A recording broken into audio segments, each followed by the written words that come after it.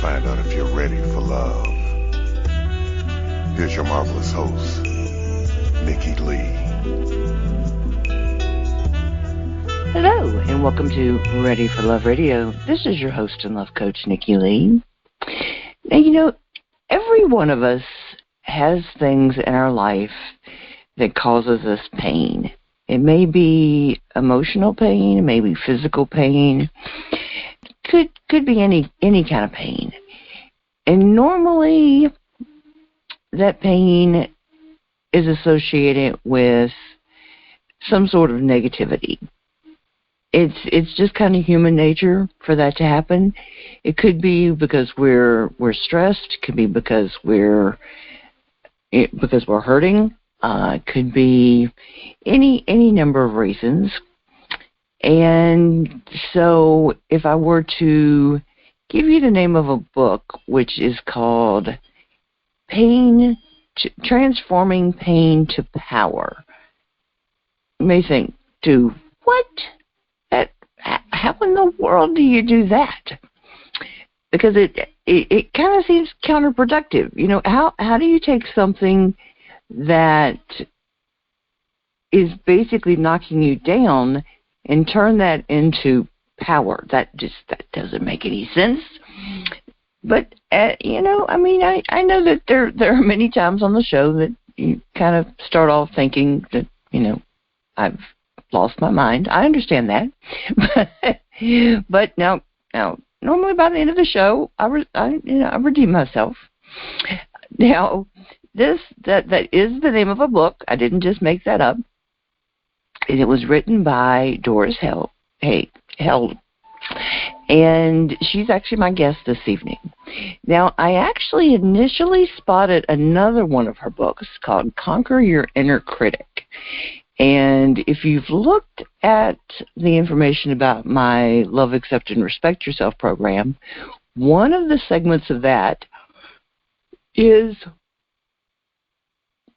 about conquering our inner critic. We have critics. Other people can be critics of ourselves, of us. But we also have to deal with our inner critic, that little voice inside us. And so when I saw that, I'm like, hey, hold on, I got to take a look at this. And so I always like to kind of zero in on people that have similar messages to what I talk about and write about and that sort of thing. So I took a look. I actually spotted her on Facebook, and I took a look at that. And so I was looking, and I noticed that she had another book called Transforming Pain to Power. And I also thought, what is she talking about? I gotta take a closer look. So I sent her a message, and we got to talking. And I really liked what she was saying, and we just kind of seemed in sync with a lot of the things we were talking about. So you all know me. I asked her if she'd be a guest on the show, and she said yes. And so she is going to be with us this evening, and she's got such an encouraging message, and there's just so many neat things that she's going to share with us tonight. It just, as far as her enthusiasm about being a coach, she actually used to be a therapist, and I think you're going to enjoy hearing about her change between being a therapist and being a coach. And she's very excited about coaching and helping people, which I always love to find people that just love helping people, because I do too. And like I said, I love when I can find people who help share the message about helping people find how do I say this? Help people find ways to turn around, or how to limit the negativity in their lives, or to take the negativity or the negatives and limit the negatives, and to turn them into more positives. Basically, how to help people to improve the quality of their lives. That's one of the main purposes behind the show. One of the main reasons I do this every week. And she's definitely going to help us do that. So I am really looking forward to sharing this message with you and sharing the show. And I hope y'all enjoy this. And from time to time, and I haven't done one of these in quite a while, but I need to get back into doing these. I actually asked her if she would prepare a love work assignment. I know you're used to people having homework and that kind of thing, but I like calling it love work. I got that from Dr. Ava, and I asked her if I could use it, and she said, yes, I could. So I just prefer calling it love work. That just sounds so much more fun. So Doris is going to have a love work assignment, and we were going to share that. We're going to share it at the end of the show. So it's not difficult to do, and it's also going to be geared toward helping you turn things from negative to positive. So, interesting show we've got tonight. Interesting show. I think you're going to enjoy this. I do. So, without further ado, let me introduce you to Doris, and we're going to talk about her book, Transforming Pain to Power. Doris, it is fantastic to have you with me tonight. First of all, I want to thank you for asking me. I've been really looking forward to this. You have such a successful show, and I love reaching people who are interested in exactly what you offer. How can we all be our best selves? How can we have the healthy, positive relationships we want to have? And that, of course, spills over not just in our personal lives, but in our professional lives, too. So a little bit about me. You know, I know so much about me. I'm much more interested in other people, and so I'm more of a listener, and that's why I'm a coach. I love coaching people, listening to them, finding out what their specific concerns are, and helping them weave their way through the little jungles that we all build for ourselves and create new tapestries that are much more fun for us than what we've previously experienced. I have been interviewed on the Today Show, CNN, NPR about what I offer. I've got 3 best-selling books, Conquer Your Inner Critic, Transforming Pain into Power, and Joy on the Job. And my next book comes out this month. It's Difficult People Solutions. I love talking to people after hearing their stories about what will really work for them. It's so different for all of us, because everyone listening is so unique and so incredibly special. And once they discover their life purpose, everything gets so much easier if they truly want to align that with what they're doing every day.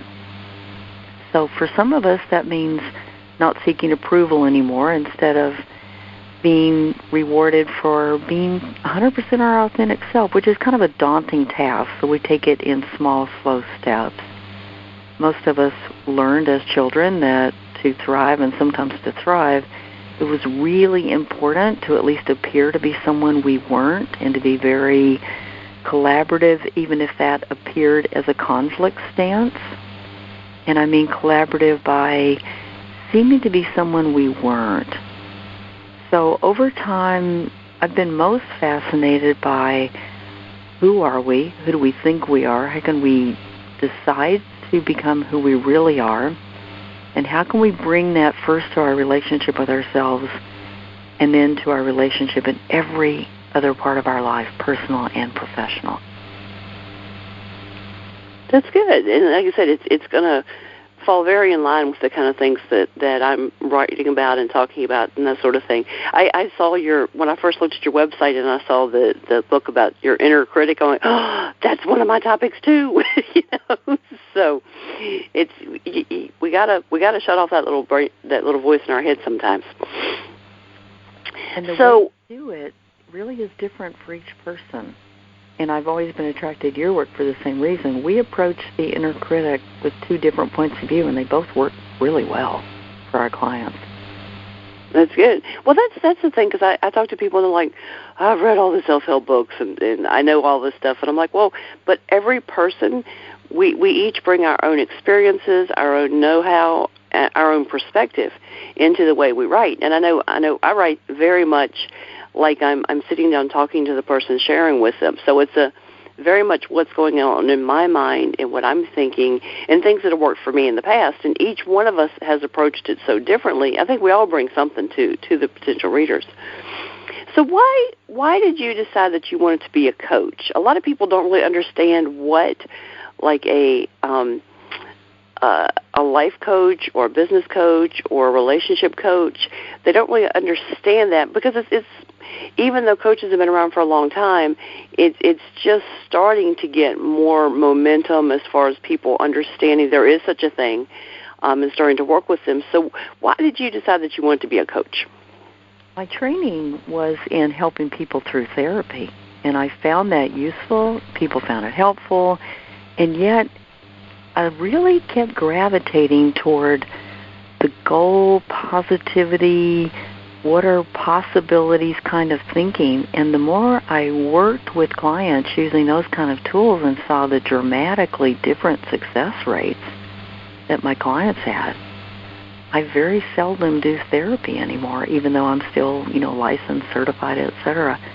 It's just much more fun to delve into who we can be and to get past that block that every single one of us has at least a few times in our lives of, it's really scary to be who I can be. It's quite frightening to think I have a life purpose and I have something so unique and special to offer this planet.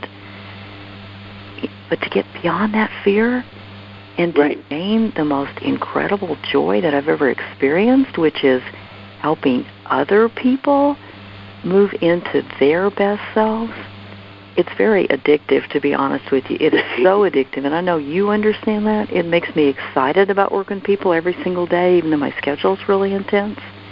I go, wow, what are people going to discover today? What am I going to discover today? How can we co-create?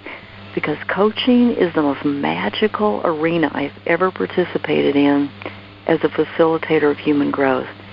There is a space that happens when they make a commitment and when I'm there for them, and when I listen and help them pick up on those little tiny subtleties and the nuances of what they say and do, that I can't use any other word other than magic. It is so incredibly magical, and it's much, much more rapid than therapy. That's true. Well, the funny thing was when I first started going through my coaching training, I was doing it mainly because I was working with the owner of Loveology University, and I'm like, okay, the more I learn, the more I can help her promote her business, because I'll understand more in depth. And within, the first couple of courses I completed, I started feeling differently about me. And I'd heard her on interviews and stuff say that the coach, gets so much out of their work personally and this kind of thing. I'm like, well, that's a good selling point. I like that. I didn't really believe it and didn't really take it to heart, but I loved the selling point that it presented. And then I started seeing things and my mother, who was really, really sick at the time, she looks at me and she says, I don't know what's causing it, but you just seem so much happier. It's great to see this about you. And it dawned on me, I'm like, okay, if other people are noticing I feel better, I'm feeling better about myself just from a couple of courses, and I still had 30 to go at that point. And I'm like, if just starting to dabble in it can make that kind of difference, I've got to do this for other people too, but I got to keep doing it for me, So it was seeing the change in perspective in me and feeling better about things. And I don't think I even realized how much certain things were bogging me down until I started, seeing the difference and feeling the difference and that kind of thing. So being able to help people like that, that's fantastic. And I had a woman that tracked me down. She read the sales page for my Love, Accept, and Respect Yourself program.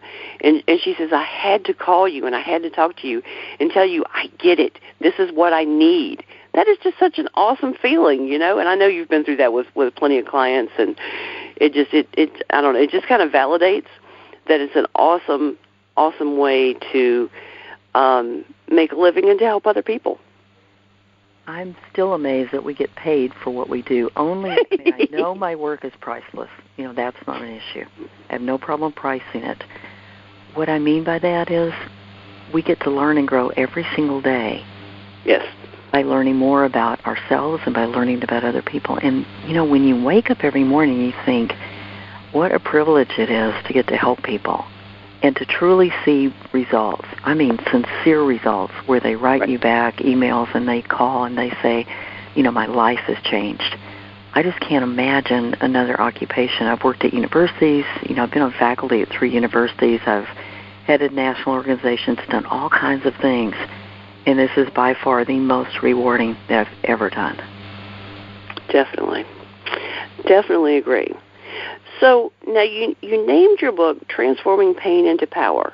What does that mean? What does that title mean for you? It means owning your personal power. The first edition of this book really was kind of a tribute to me. Hey, you finally got out of victimhood. I was great at being a professional victim. I spent decades doing it. Right. So I'm really good at helping people who feel victimized by something because I know how tough it is to leave that arena. Right. And this book reached many, many editions over the years because it really works.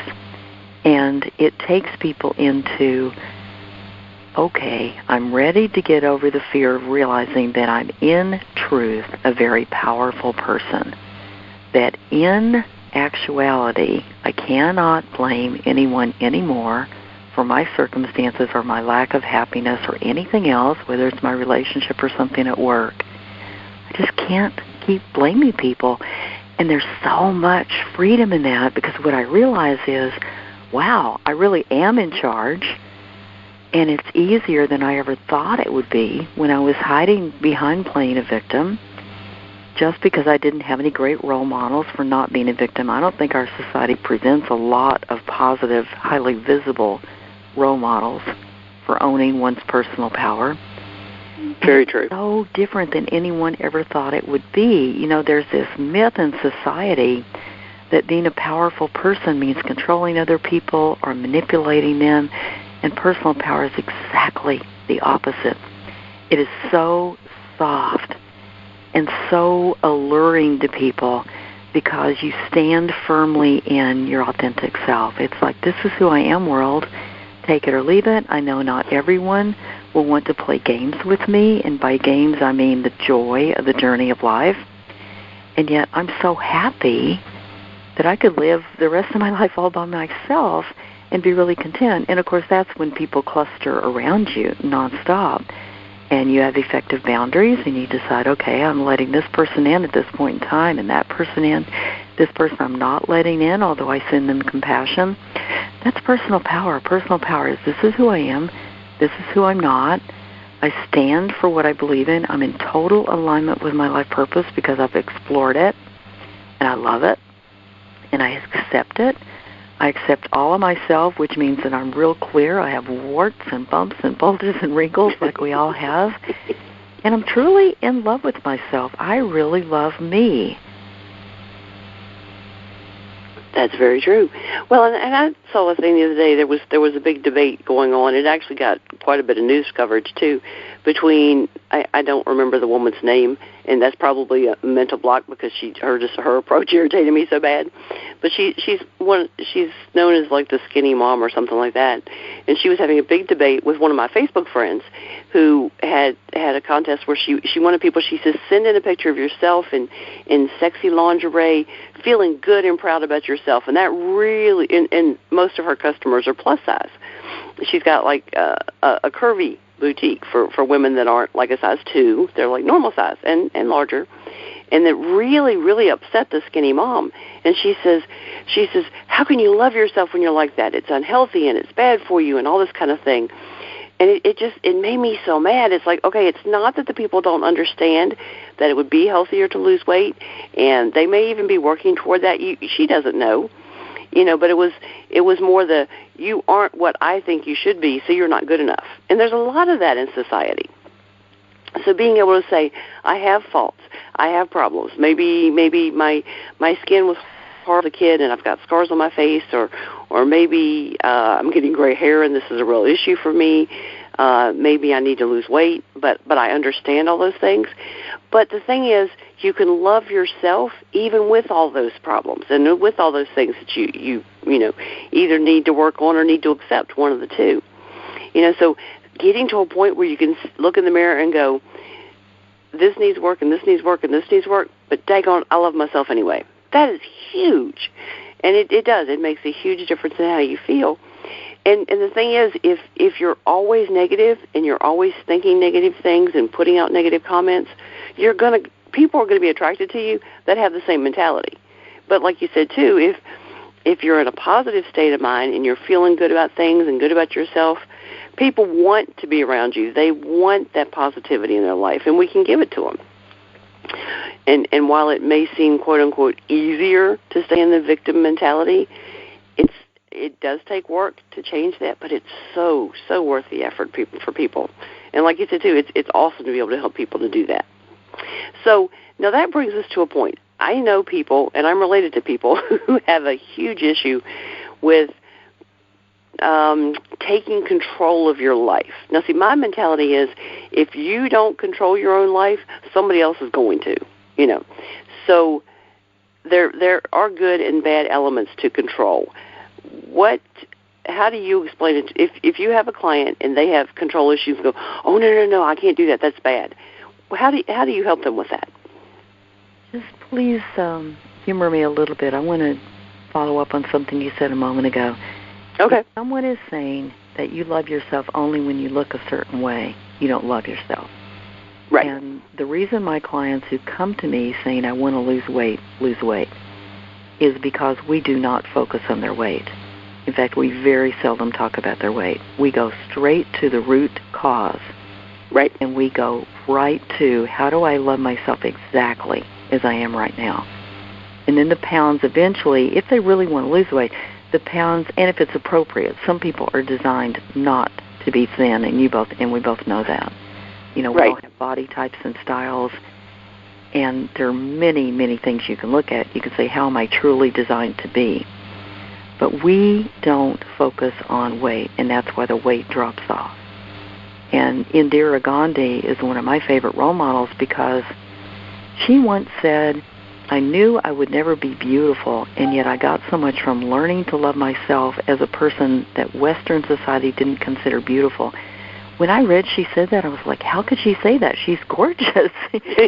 She's one of the most distinguished, dignified, most beautiful women inside and outside.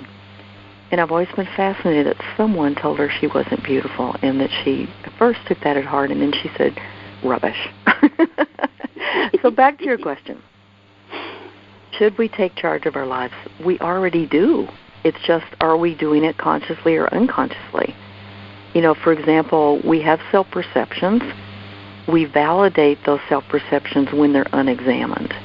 So, for example, back in my decades of being a professional victim, and by the way, I looked really professional on the outside. Everyone would not have known that I had this concept that I was using to blame everyone for my circumstances and so forth. It was so not obvious to people because I was running from myself, very low self-esteem, and wanting to have a certain professional and other kind of appearance to make it look a certain way. I was a people pleaser. That was a way of controlling my life. Was it working? Of course not. I really, about age 35, looked at myself and said, there's something that isn't working here, and I think it's me, and I get to work on me. Exactly. And since then, my life, although, there were some periods of time that it was very intense. It was like, okay, if I don't like me, how would I want to spend time with me? Right. But then right. I got to this point, it's like, I really just want to be with me. I finally like myself. Well, it's kind of like we always tell people you shouldn't love somebody from what you can make them into. If they do change, that's wonderful, but don't expect it. So it's the same way with ourselves. We should never say, I'm going to love myself if I do this and this and this and this. Love you as you, and then work on the other things, and then you can love yourself even more. So it's the law of physics. If I'm trying to change, trying is a really, really bad word. And what I do with clients is lead them through exercises where they physically get what happens when they use the word try. Right. And try is so detrimental to positive change. And again, we look at the law of physics and how that plays in. For now, though, it's the same as you just said so beautifully. If you try to change someone else, they will inevitably recoil, because we all want self-actualization, which includes being in charge of where we want to go and navigating in our own ship. So your question about, yes, some people think trying to control our own life is a negative thing is simply their point of view. Right. And most of the time we don't take conscious control of our lives when we're simply afraid of our power. I mean, we all have amazing, amazing levels of power when we accept it, because we are programmed with a very special and specific life purpose. So we're all set up to go, and sometimes we get little glimpses of who we could be, and we go, whoops, not going there, too scary, never done it before. And so we backtrack, which is fine. That's why coaching is helpful for people, as you know. It's just great, though, to gradually develop more and more self-awareness and develop more and more comfort every single day with, what am I really here to do? What can I do? How am I willing in this moment to be consciously taking more control of my thoughts, my feelings, and my expectations, assumptions, and just have fun with it? You know, we make life such a journey of struggle sometimes, and it really wasn't set up to be that way. We're pre-programmed to be successful. We're pre-programmed to have these loving relationships. We're hardwired that we need positive, healthy relationships to thrive. You can't tell me that if we need them that we're not programmed to have them. And I know you wouldn't. I know that our self-talk sometimes, though, says, oh, you can't have that. You know, an interesting point that I did 2 interviews a while back with the stepmother of a plus-size teen who is a model, and she does a lot of pageants. And so I interviewed the mother on one show, and I interviewed the daughter on the other show, on another one, which was kind of interesting to hear both perspectives. And when I was talking to the mother, she brought out the point that not only do we have to be careful what we say to children, but also be careful what we say about ourselves that they hear. So even if you're telling the daughter and saying, you're beautiful the way you are, and you're wonderful, and don't worry about your size, but then if they turn around and they hear the mother say, oh, I need to lose weight, I look horrible, blah, blah, blah, that's what she's hearing. You know, so show the daughter that you love yourself the way you are, and you love her the way she is. I thought I hadn't thought about that, but it made really good sense, and I'm glad she vocalized that for me. Right. You know, we can talk all we want to kids about what to do, and it's been proven over and over again. What kids pay attention to is what we do, who we are, how we act. Ralph Waldo Emerson said it so beautifully many, many years ago. You know, who you are is speaking so loudly, I can't hear who you say you are. Yes. That's it. They are watching at all times. Listening, paying attention to, you know, it's energy. We're energy, they're energy. They pick up on our energy from day one when they pop out of the womb. They're feeling, they're sensing, and they did, of course, before they popped out of the womb. Very true. Now, you talk about the positive power of negative emotions like fear and anger. And people are going to hear that, and they're like, there's something positive about fear and anger? So what do you mean by that? Okay.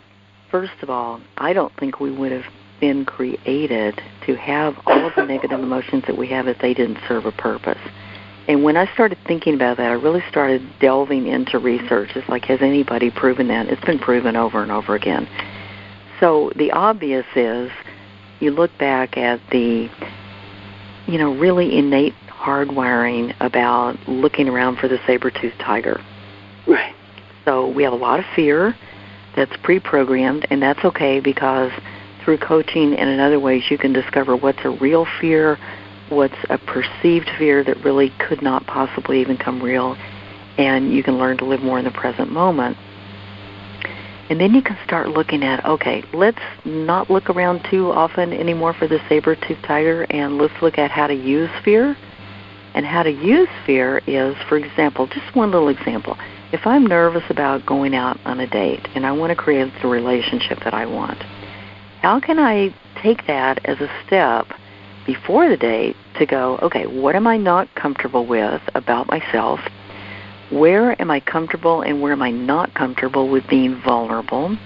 How do I want to pre-plan some things about my date so that I don't appear as someone on this date who is rigid with armor? And the kind of armor I'm talking about here is I want to look positive, comment. I want to look happy. I want to look successful. And yet, because we are energy, because we spontaneously and intuitively read each other's energy, the date picks up on that. And the date goes, well, this is not my perfect person because I can sense they're not saying it, they're not showing it to me, but I sense they're not honest. So I will never be able to trust them. So that's a way to use fear in one of the most positive ways. It's like, okay, if I think ahead of time, and I may want to talk it over with a coach, when I'm with this person, let's say we're having coffee, and if this person asks me this question or that question, and I know I'm going to feel uncomfortable, how will I approach that? How will I be authentic so that they will trust me, and at the same time, not tell them everything about every fear I've ever had? You know, that's a way that we get twisted in thinking fear is bad because we just want to feel confident all the time. And the truth is, if we don't feel fearful, we don't build our confidence. I always use the example with my clients of the first robin of spring. It's just a harbinger showing you, yes, there's snow outside still, or cold if you live in the South. But on the other hand, the robin is showing up saying, this is a sign that you're about to have this wonderful thing that we call spring, new life, new birth. So when fear shows up, if you don't judge it, and that's why you have the tools in the book, Transforming Pain into Power, about how not to judge the fear, how to use it, how to non-judgmentally observe it, walk with it, acknowledge the fear, but don't wallow in it, because as Nikki said, you focus and you get what you focus on.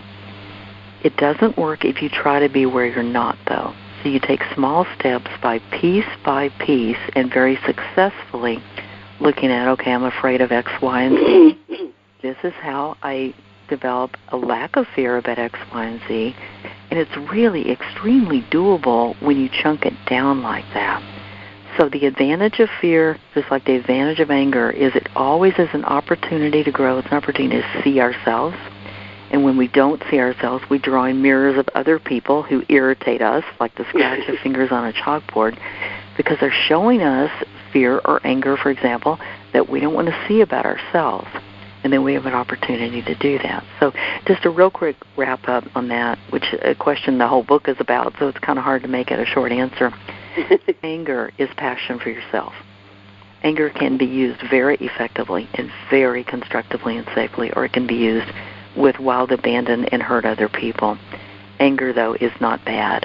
It is simply, I want a better life for myself, and I'm screaming with passion inside of myself to find the best way to do that. Fear's a tool also. Very true. Very true. Well, and it's tough sometimes to get people to understand that what made us who we are and that person that we need to love are the good things and the bad things. You know, there were issues from when I was a kid that really, really bugged me, but they made me a lot stronger. They made me a person that will stand up for myself. You know, while there may be negative issues to that and things that I may not like about it, they all made us who we are. And the thing is, if you hadn't gone through difficult times or hardships or that kind of thing, you wouldn't be the same person today. And you might be somebody you really dislike because of that. I mean, I look around and there could not be more polar opposite between me and my brother and our perspectives on a lot of things. And we grew up in the very same household. You know, we grew up in the same house with the very same parents, the very same values, all this sort of thing. But we took those experiences and we became very different in like how we tackle life and work and relationships and friendships and all this kind of thing. And one of these days I'm actually going to do a case study on it and just write it up just to show, you can have the same situation and the same circumstances and use them in such totally different ways to become very different people. So, embrace the good and the bad, embrace the things that even if it was a difficult time, and that's like one of the most traumatic things was losing my mom several years ago. But it was very interesting, the things it's allowed me to see and the changes it's allowed me to make that I didn't realize while she was here, and it's because I'm seeing other people in other situations in different ways. I like to joke and say that I'm now seeing my father without the mom filter, quote unquote, because I was seeing things through, how do I explain it? Through she put up a lot of blocks for him. So there was a lot of things I never realized and never comprehended because she wasn't letting me see that when she was involved. Does that make any sense at all? It makes perfect sense. Yeah. Okay, good. See, she gets it. But the first time the whole mom filter idea came to me, I said it to a friend of mine, and she knows my whole family. She's like, that explains it. Good. I'm going to use that one. Very eloquent. Yeah. I tell you, but it does. It's very different because we see things. We're looking technically through our eyes, but we're also seeing it through how other people are impacting different elements of our life. So it's interesting. It really is. And that's also where we absorb other people's energy. Yes. So it affects our personal filter, and then later we can explore that and say, is this my thought? Is it hers? How do I really want to deal with this thought that may or may not be something I want to keep carrying around? Your question earlier about painful experiences making us stronger, there's a video about that at transformingpainintopower.com, and it really illustrates how absolutely bored we would be if we didn't have the next challenging experience in our life. Oh, yes. And so we have a choice. We can either blame our circumstances or we can thank our insatiable desire for growth for leading us to the next challenge and the next and the next. The only thing that we sometimes do wrong is label the experience as bad. Bad, wicked, awful, painful, never should have happened. We played the should on ourselves game. And honestly, truly, if the people listening will ask themselves a few questions, okay, is this a sign that I'm perhaps afraid of change, which is perhaps truly a fear of being my authentic, empowered self? Of really owning my capabilities, of really being exactly who I am in every circumstance, knowing that some people will absolutely adore me, and more often than not, people will want to experience me because we connect with people who are authentic. We want to, and then it's their choice whether they want to connect with us. So, it's just a fascinating journey that we're on, and it can be as fun as we want it to be, or as miserable as we want it to be, or something in between that's kind of not very exciting either way. Well, it's like I talk to people that say they get bored. I don't understand how you get bored. And I'm like, I need to help you with that. I need you to help you not be bored with things. Because I've always wanted to learn, and I think it kind of stemmed from the fact that I've always loved to read. Whether it's a novel and I get to, through the words of the book, travel to another country or learn about another culture, or whether it's nonfiction and I'm learning how to get more skills and this kind of thing. If I could just do that full time, I would be happy. It doesn't pay the bills, but I would be a very happy person if I could just learn nonstop. And you are learning nonstop. You're learning by being open to learning nonstop, and at the same time you're providing an incredible service. Yep. And I agree very true. with you. Well, the thing about the coaching training, too, like I said, there were 33 different courses within the whole curriculum that I took, and every one of those opens up all these new things I want to learn about, and write about and share and all that sort of thing. So you are. Lots and lots and lots of future book ideas. Yeah, and you're doing so much, so rapidly, and serving so many people. The boredom, there's one more concept to bring up about that. Numb, N-U-M-B, is an emotion, and that's different than boredom, and some people confuse the two. Numb is a very valuable emotion. For example, one of the first stages when we deal with grief or an intense traumatic experience. But I just find emotions so amazingly fascinating and how they're side by side in the brain. If you're capable of feeling fear, confidence is right next to it in the brain, and all you have to do is learn a few little tips, and you will immediately be able to tap into more confidence when you feel fear. That is so neat.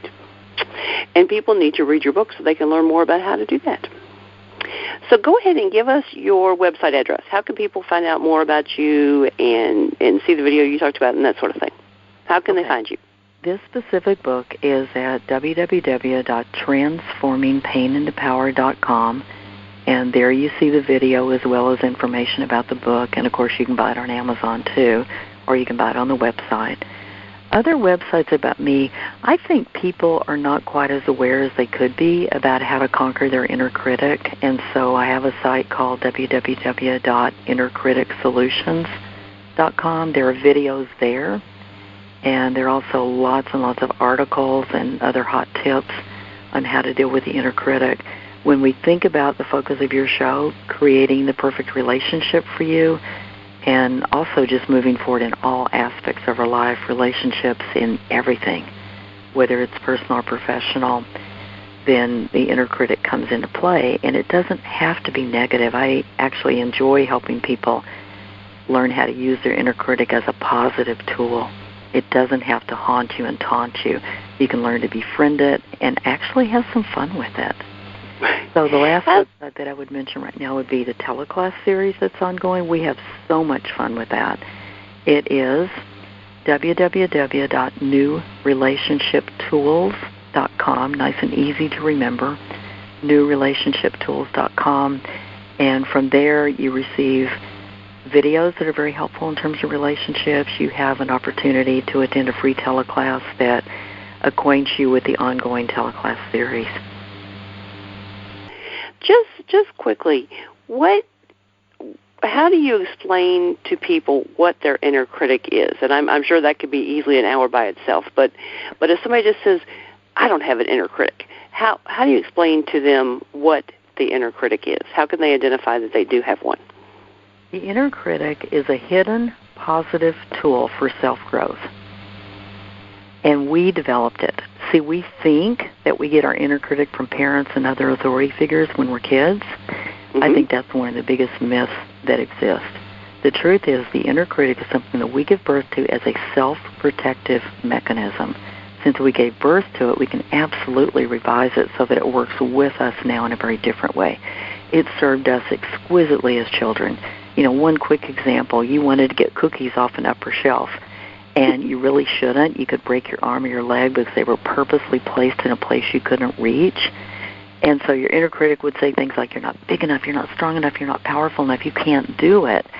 So over time, we inculcated that voice so much at an integrative level that every time then we wanted to do something new, we would go, you can't do it, you're not big enough, you're not powerful. And then the voice eventually becomes, you're not good enough, and you're not strong enough, and you're not powerful enough. Right. So it's simply a matter of picking up some tools. That's one of my books is Conquer Your Inner Critic, where you learn how to revise it so it's the pleasant, helpful voice that is already working for most of us 24/7. We might as well use this powerhouse of energy in a positive way.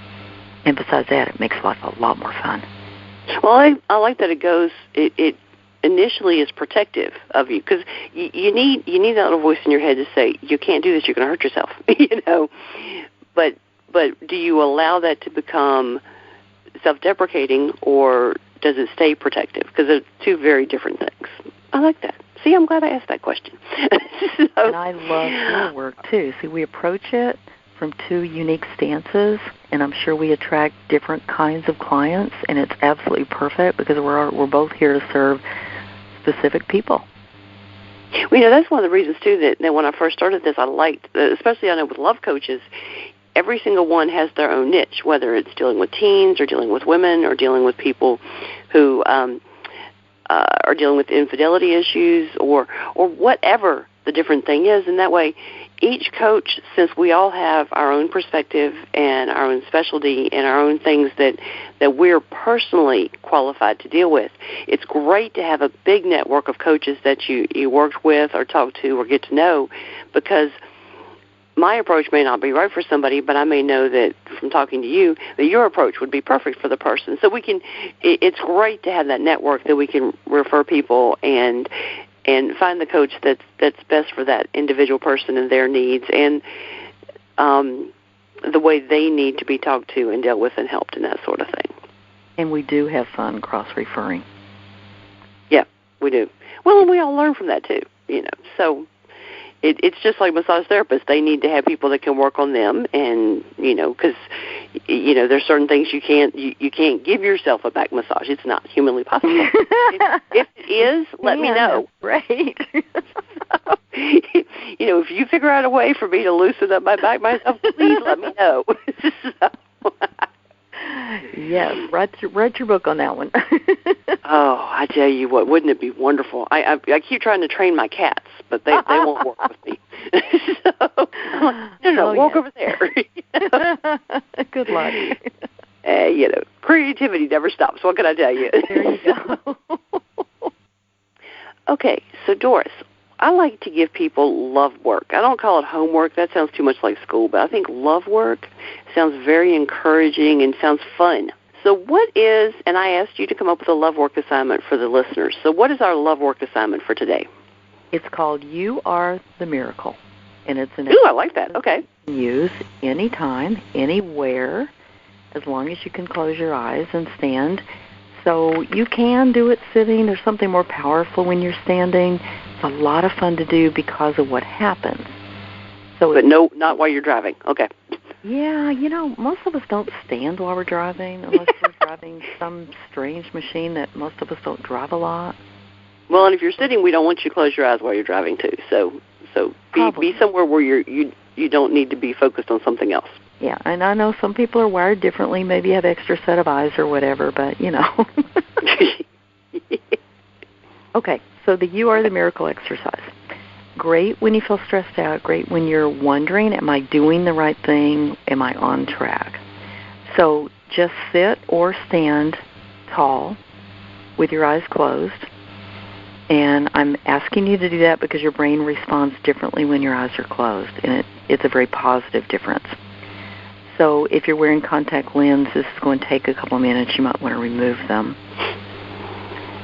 Next, raise your eyes with them still closed as if you're gazing through the top of your head at a spectacular sky studded by a sea of shimmering stars. And please assume that every single star is sparkling with you in mind. I like that. It's encouraging you to become all you can because you have such an important role to play while you're on Earth. So keep your eyes closed. Hold that same posture of standing tall with your eyes toward the top of your head and understanding that all this radiating, splendid energy is flowing through you. Keep doing that, and you will feel the magnificent healing force surging through your entire body. It is so special that you'll eventually want to do this often. So here's where we go next. While that loving, healing energy that you will find really supports you surges through your body, just know that you've induced an alpha-theta brain state that's connecting you with a series of vast inner resources like a time capsule. They've been waiting until you experience this particular state so that you could gain new insights.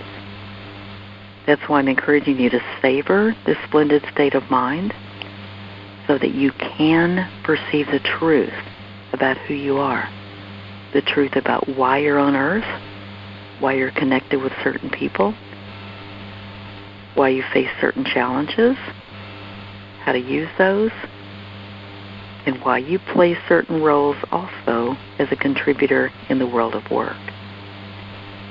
You have very precious and extremely unique talents. So I want you to start comprehending the supportive force that's surging through you, telling you that you really do deserve to have the blessings and backing of the entire universe so that you can achieve your personal mission that you are hardwired to do. None of the rest of us can do it. It's yours. And with every step you take to meet your destiny, please know that you are always improving life for the rest of us, because all of us sense each other's energy. It is true what the Chinese have said for many centuries. When a bird flaps its wing in China, it's felt across the world. That's what you're doing right now. You're escalating the quality of your internal energy so that you can gain the clarity you want, the insights, so that you can do your life purpose step by step, not overstretching. There's no need to try. This is about allowing yourself to be who you really came here to be. Trying backfires. Allowing works every time. So we've replaced any negative state of mind that you started the exercise with a very positive, resourceful state. And I'm encouraging you to use this strategy regularly. It will help you reconnect with your true self. It will instantly melt stress. It's very quick and easy. And to notice after using it,